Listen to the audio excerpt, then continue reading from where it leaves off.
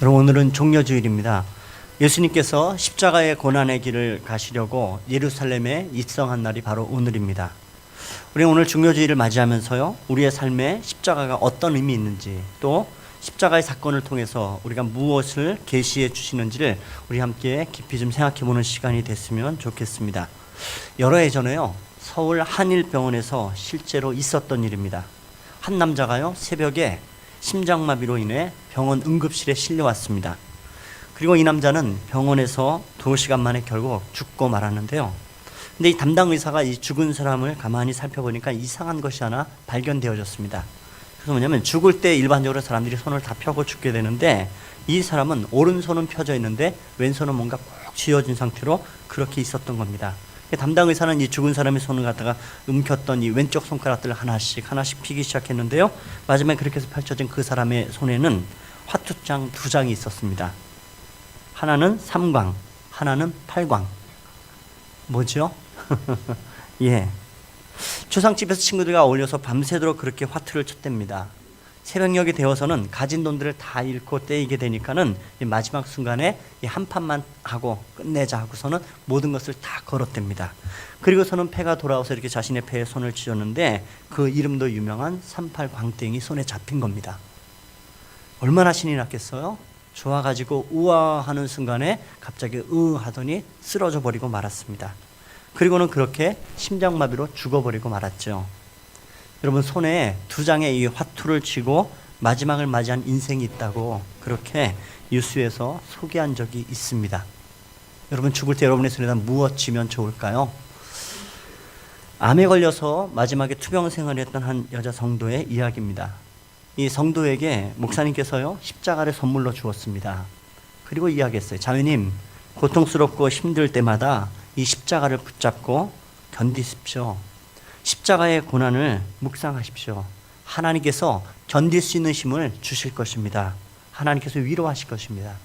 그렇게 이 자매는 선물 받은 십자가를 손에 늘 움켜쥐고 투병 생활을 했는데요. 5개월 만에 그렇게 이 자매는 소천하고 말았습니다. 근데 마지막 임종하는 모습을 보았을 때에 이 자매의 손에는 십자가가 들려 있었고요. 임종 후에 이 십자가를 잡았던 손을 펴고 떼어 보니까는 그 손에는 선명한 십자가의 자국이 그렇게 배어 있었답니다. 이 자매가 그렇게 죽기 한 달 전쯤에 목사님이 이 병상에 찾아와서 이 자매하고 이런저런 얘기를 할 때, 이 자매가 자신의 마음의 심정을 이렇게 토로했답니다. 목사님, 제가 죽으려고 하니까 얼마나 그 외롭고 힘든지 모르겠습니다. 누구도 나의 고통을 알지도 못합니다. 누구도 나의 고통을 대신할 수 없습니다. 그리고 내가 하나님 앞에 서게 되는 순간에, 죽음의 순간이 찾아올 때 나와 동행할 사람은 아무도 없다는 사실 때문에 제가 외롭고 두렵습니다. 그렇게 얘기했습니다. 여러분, 이것이 어찌 보면 인간이 갖고 있는 마지막 실존의 외로움인지 모릅니다. 사람이 마지막을 겪는 순간에는 이 외로움의 고통이 있습니다. 그리고 이 자매는요, 그렇지만 이어서 목사님께 이런 이야기를 했답니다. 자신이 그렇게 외로움 가운데서 십자가를 지고 하나님께 기도했는데, 하나님, 제가 너무 외롭습니다. 저의 고통을 아세요, 하나님? 하나님, 마지막 순간이 너무 두렵습니다. 저의 이 두려움을 아세요? 그렇게 기도했는데 한 번도 들린 적 없던 예수님의 말씀이 자신의 가슴 가운데 들려오더랍니다. 그럼 알지, 나도 죽어보았어. 예수님의 음성이 그의 마음 가운데 들렸답니다. 예수님, 제 외로움을 아세요? 그럼 내가 알지. 내가 십자가에서 얼마나 외로웠는지 모른다. 내 제자들도 다 도망하고 그렇게 떠나버린 이후에 내가 그 외로움을 그래서 너무도 잘 알지. 예수님, 저의 두려움을 아세요? 그럼 그 두려움 내가 잘 알지.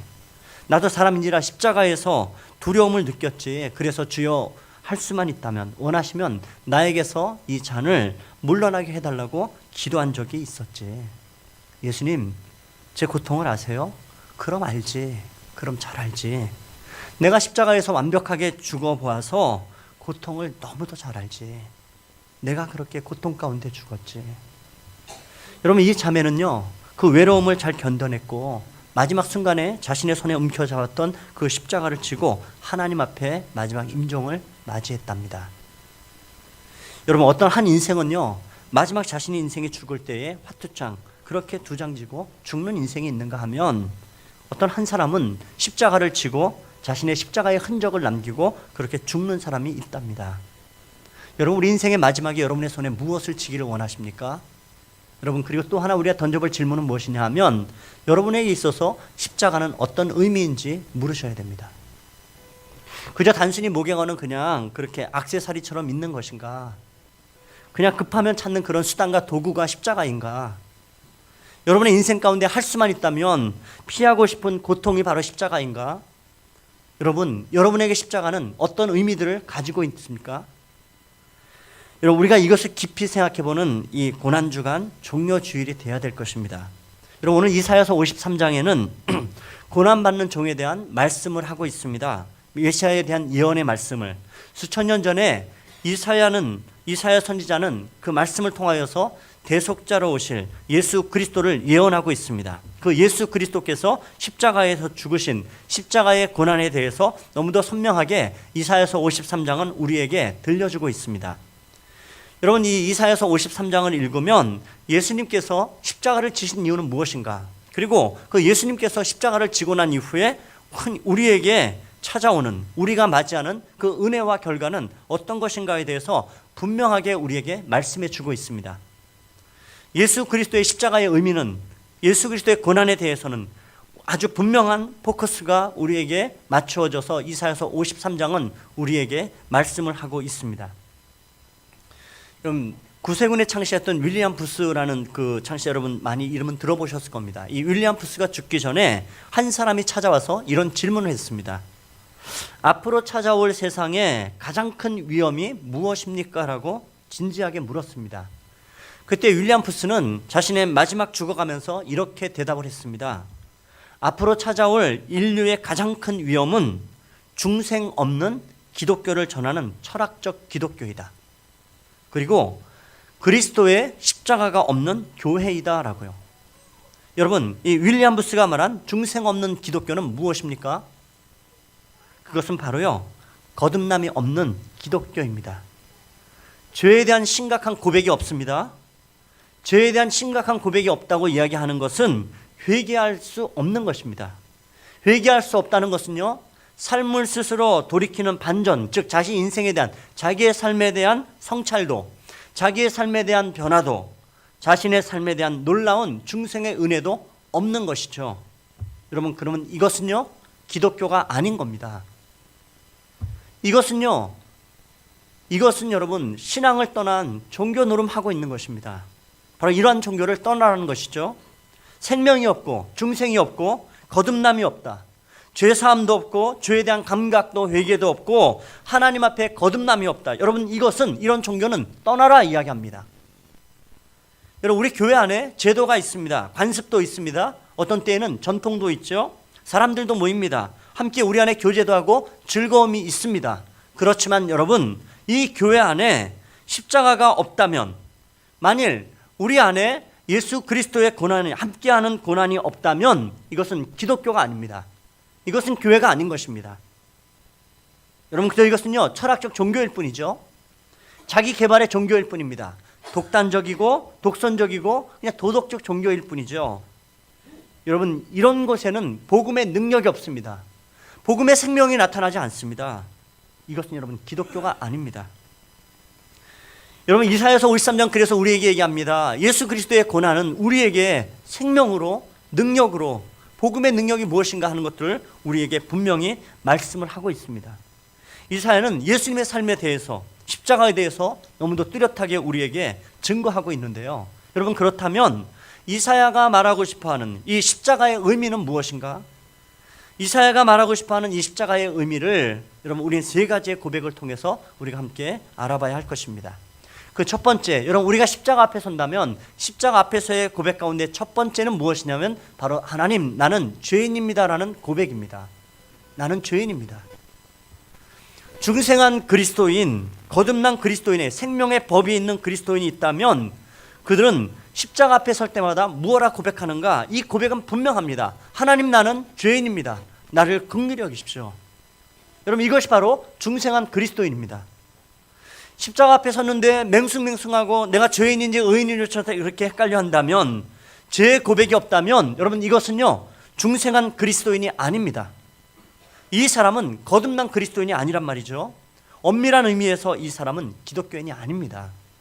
그냥 성전의 마당만 뜰만 밟고 지나가는 사람일 뿐이죠. 여러분 오늘 성경을 보십시오. 오늘 우리가 5절과 6절의 말씀 우리 다시 한번 같이 읽겠습니다. 우리 5절 6절 우리 같이 읽겠습니다. 그가 찔림은 우리의 허물 때문이요 그가 상함은 우리의 죄악 때문이라.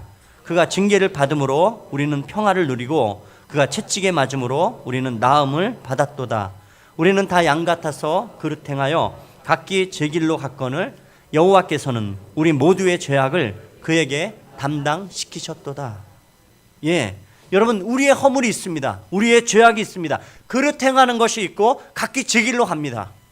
하나님을 반역합니다. 죄 지을 때마다 하나님을 인정하지 않습니다. 여러분 바로 이러한 삶 가운데 있는 우리의 인생이 바로 이 죄가 있음을 고백해야 된다는 말씀입니다. 전에 제가요 연세 많은 한 어른으로부터의 이런 고백을 기억합니다. 이분이 이렇게 얘기하시더라고요. 목사님 제가요 돈을 벌 만큼 벌어봤습니다. 제가 참 궁금했어요. 도대체 얼마나 벌길래 벌 만큼 벌어왔다고 말씀하실까? 들어보니까 정말 많이 벌으셨더라고요. 목사님 저 돈 써볼 만치 써봤습니다. 좋은 가정도 이루고 남에게 아쉬운 소리 한번 하지 않고 세상에 꿀릴 것 없이 살아왔습니다. 근데 그랬던 이분이 본인이 죽을 병에 어느 날 걸리고서는 예수 믿는 아내 덕분에 그리고 생전 처음 예배당에 나오고 그리고 예수를 처음 믿게 되었답니다. 그리고 이분이 말씀하세요. 목사님 그런데요 이상한 게 있습니다. 뭐가 이상한데요? 이상하게 예배당에 오면 눈물이 납니다. 제가 결혼하고 남자로서 사람들 앞에 눈물 흘려본 적이 없는데요 항상 사람들 앞에 당당하고 아쉬울 것 없고 소위 세속적인 모든 성취도 많이 제법 이루었고 사람들 앞에 제가 눈물 흘린 사람 이유가 없는 사람인데요 이상하게 예수 믿고 나서 성전에 와서 예배 드릴 때마다 눈물이 납니다. 말씀 듣고 찬양을 그렇게 부르면 눈물이 납니다. 목사님 제가 무슨 병에 걸린 건가요?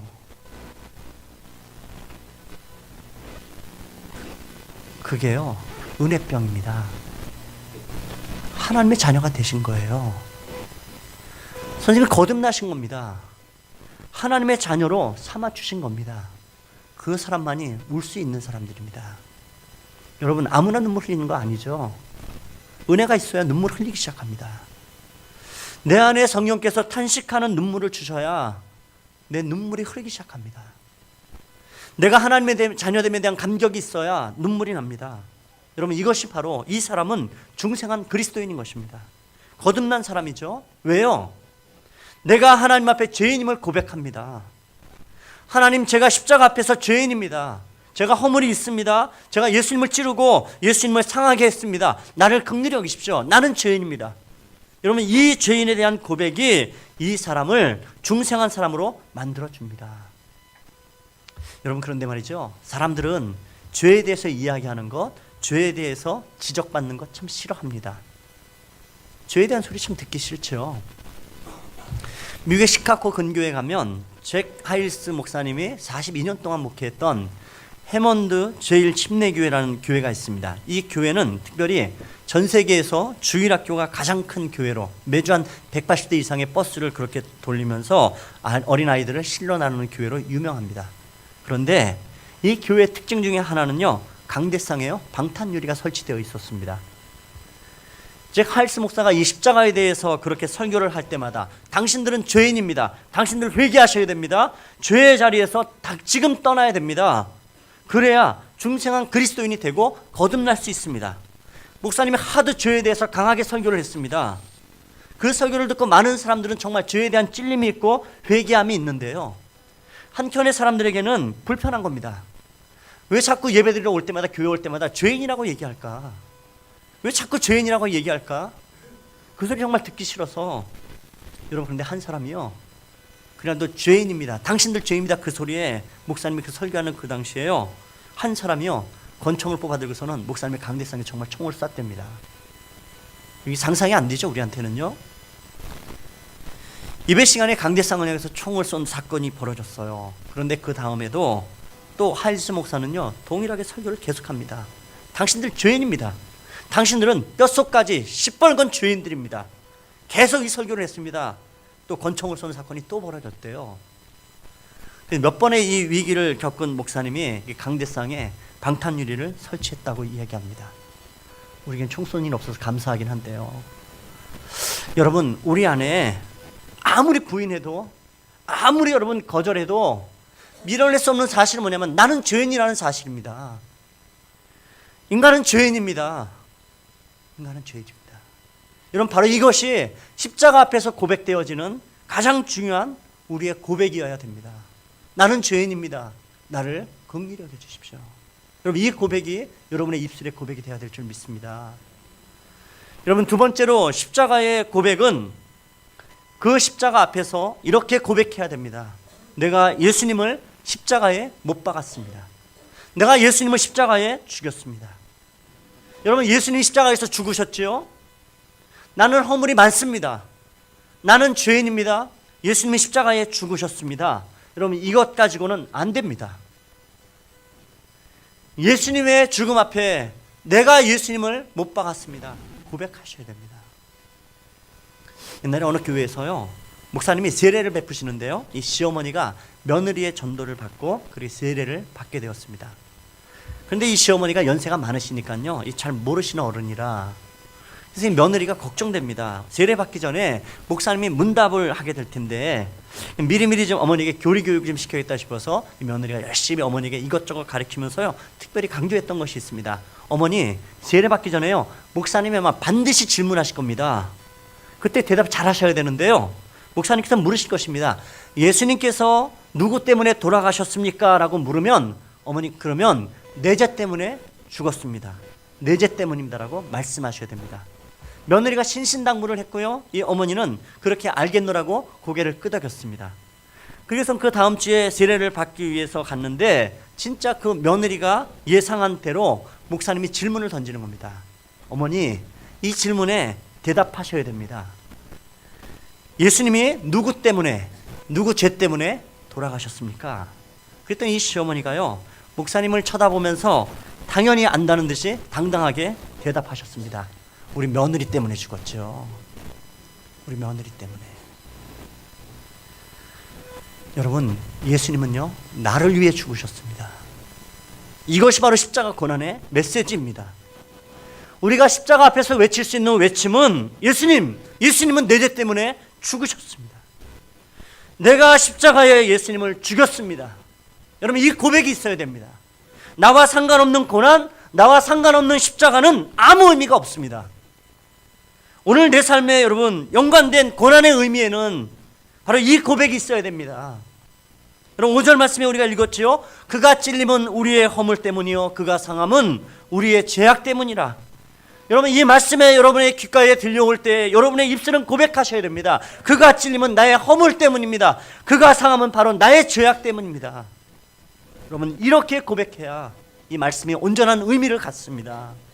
나 때문입니다. 나의 죄와 허물 때문에 예수님이 죽으셨습니다.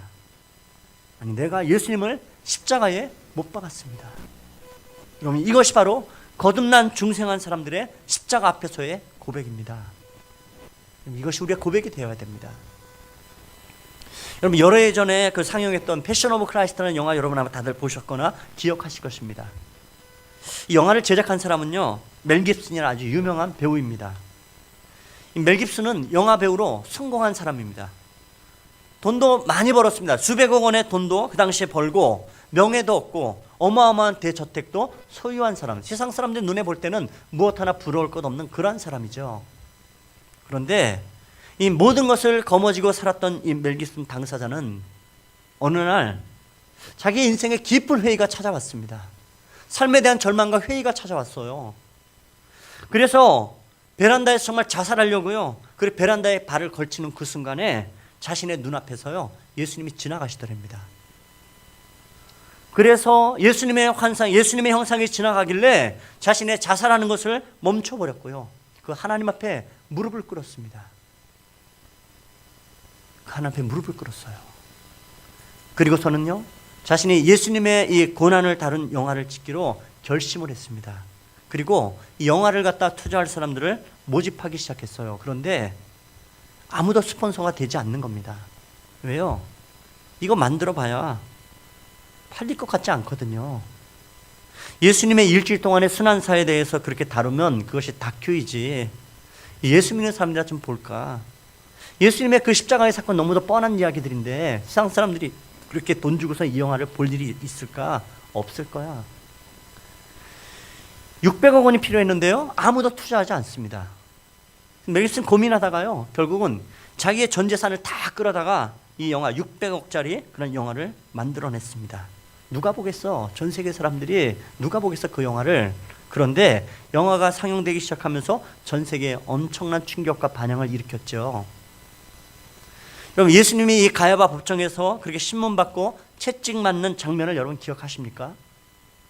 조롱당하고 채찍 맞는 장면은 굉장히 끔찍합니다.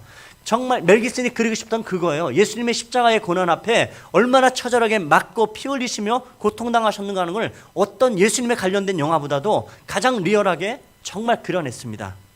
납덩이 채찍에서 예수님의 그 살을 갖다가 감아낼 때마다 살점이 찢겨져 나가는 그 모습들, 피가 터져나가는 그 모습들, 쓰러지고 또 쓰러지면 때리고 또 때렸던 그 모든 잔인한 장면들이 이 멜 깁슨이 이 영화를 통해서 아주 포커스를 그쪽에 열심히 맞추고 아주 실제적인 사실적인 영화를 찍어냈습니다. 그리고 이 영화가 그렇게 상영되는 동안에요, 기자회견이 열렸습니다. 멜 깁슨이 앞에 앉아 있고 이제 기자들이 이런저런 질문을 하는데 그 중에 한 유대인 기자가 손을 들고서는 질문을 던졌습니다. 여러분, 유대인들은요 예수님을 제일 싫어하죠. 특별히 그냥 세상 사람들이 예수님을 유대인들이 죽였다니까 그 소리 참 듣기 싫어하고, 그러니 특별히 예수님의 순환사를 다루는 것 이거 제일 싫어합니다. 그런데 지금 자기들 눈앞에서 전 세계에서 가장 히트치는 이 패션 오브 크라이스트 영화 이 상영 중에 있으니 불편하죠. 그 한 유대인 기자가요 손을 들고 이 멜 깁슨에게 질문을 던진 것은 이 질문이었습니다. 당신은 아직도 이 영화를 만들면서 유대인들이 예수님을 죽였다고 생각합니까? 이 질문입니다. 당신 유대인들을 고발하기 위해서 당신 이 영화를 만들었습니까? 이 얘기하고 싶은 거였죠. 여러분, 멜 깁슨의 대답은 이랬습니다. 유대인들이 예수님을 죽이지 않았습니다. 내가 죽였습니다. 내 죄가 예수님을 죽였습니다. 여러분, 이렇게 고백했습니다. 여러분, 실제로 이 영화를 보시면요, 그 예수님을 십자가에 못 박는 병사는 멜 깁슨이 분장을 하고 예수님을 못 박습니다. 그는 압니다. 중생한 그리스도인은 그 안에 생명의 성령의 법이 그렇게 운행하는 거듭난 그리스도인은 압니다. 그 십자가 앞에서 내가 십자가에 예수님을 못 박았습니다. 내가 그 자리에 있었습니다. 예수님의 얼굴에 침을 뱉고 예수님의 허리에 창을 찌르고 내가 예수를 핍박하고 내가 죽였습니다. 바로 그 현장에 내가 있습니다. 여러분, 이것은요 2000년의 시간과 공간을 뛰어넘는 모든 하나님 앞에 예수의 생명을 만난 사람들의 거듭난 그리스도인의 동일한 고백입니다. 로마 군병들이, 유대의 병사들이 예수님을 죽인 것이 아니라 내가 그 자리에서 예수님을 죽였습니다. 내 죄가, 내 허물이. 여러분, 저와 여러분은 십자가 앞에서 무슨 고백을 해야 합니까? 우리 이 고백을 해야 됩니다. 저는 죄인입니다. 주님, 저를 불쌍히 여겨주십시오. 예수님, 제가 예수님을 십자가에 못 박았습니다. 여러분, 이 고백이 저와 여러분의 고백이 되기를 주님의 이름으로 축복합니다. 세 번째, 마지막 고백이 있습니다. 십자가 앞에 서는 사람마다 이렇게 고백합니다. 나도 십자가에서 죽었습니다. 나도 십자가에서 죽었습니다. 여러분, 그래야 중생한 그리스도인입니다. 삶의 변화된 그리스도인의 이 고백은 마지막에 이 고백이 있습니다. 2000년 전에 예수님이 십자가에 죽으셨습니다. 그 자리에서 나도 함께 죽었습니다. 나의 죄도, 나의 과거도, 나의 과거의 모든 상처와 아픔과 허물도, 내 모든 죄악도 십자가와 함께 죽었습니다. 여러분, 이 고백이 예수 믿는 사람들의 십자가 앞에서의 마지막 고백이어야 합니다. 여러분, 사도 바울은 이렇게 고백하죠. 갈라디아서 2장 20절을 통해서 그는 고백합니다. 예, 여러분, 우리 같이 읽어보도록 하죠. 내가 그리스도와 함께 십자가에 못 박혔나니 그런즉 이제는 내가 산 것이 아니요 오직 내 안에 그리스도께서 사신 것이라. 이제 내가 육체 가운데 사는 것은 나를 사랑하사 나를 위하여 자기 자신을 버리신 하나님의 아들을 믿는 믿음 안에서 사는 것이라. 예, 여러분 정말 이 고백이 아멘하는 우리의 고백이 되어야 됩니다. 내가 그리스도와 함께 십자가에 못 박혔습니다. 이제는 내가 사는 것이 아니라 내 안에 그리스도께서 사십니다. 예전에 나는 죽었습니다. 나의 옛사람은 죽었습니다. 나의 죄는 완벽하게 죽었습니다. 과거의 단절입니다. 과거의 삶이 더 이상 오늘의 나를 지배하지 못하고 더 이상 과거의 죄악들이 나를 이끌어가지 못합니다. 여러분 이것이 바로 생명의 주 예수 그리스도 복음의 주가 나를 이끌어 가십니다. 여러분 이 고백이 오늘 우리의 고백이 되어야 됩니다. 여러분 몇 년 전에 이 한국 사회를 온통 그 학력 위조 파문으로 그렇게 시끄럽게 했던 이 신정아 씨 여러분 기억하시죠? 이 신정아 씨가 4001이라는 제목의 책을 썼습니다. 이 신정아 씨가 쓴 이 폭로전에 가까운 그런 아주 참 지저분한 내용들을 담고 있는 책입니다. 보실 필요도 없는데요.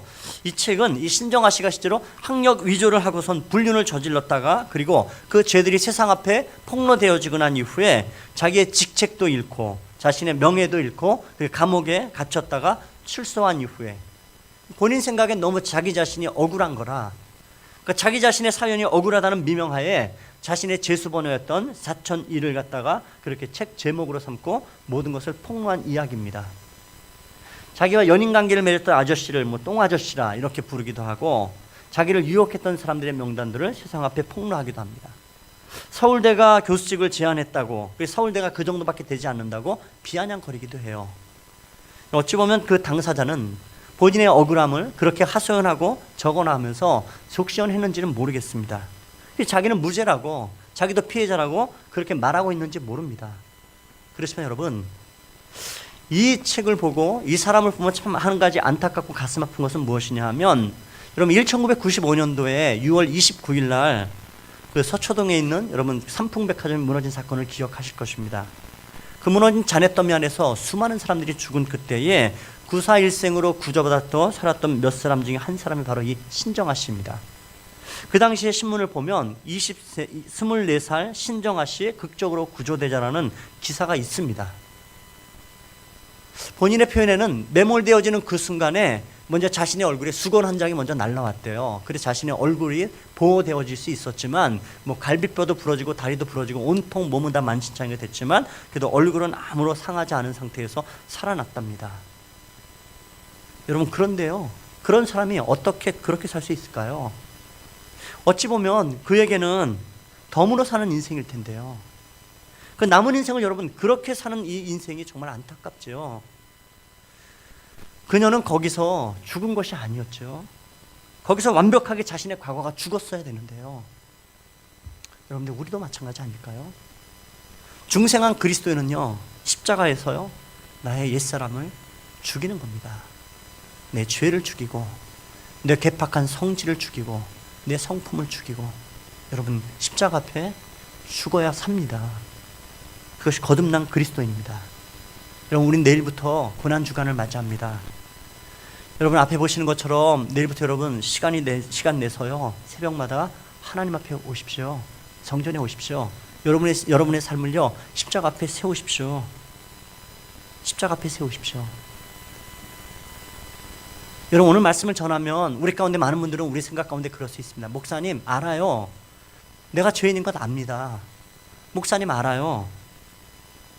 내가 죄인인 것 알고 내 죄가 예수님을 십자가에 못 박은 거 압니다.